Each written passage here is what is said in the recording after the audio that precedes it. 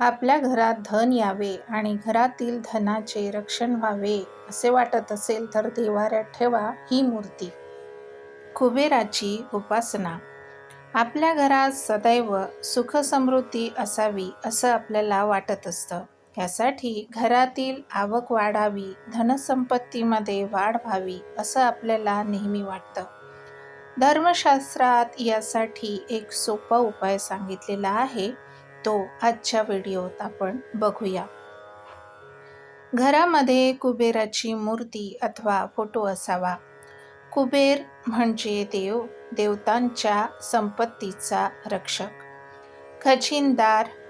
आपल्या घरातील ऐश्वर्य वाढावं यासाठी या कुबेरानं आपल्या घरात निवास केला पाहिजे. स्वर्गीय कोष सांभाळणाऱ्या कुबेराची मूर्ती अथवा चित्र घरात ठेवल्यास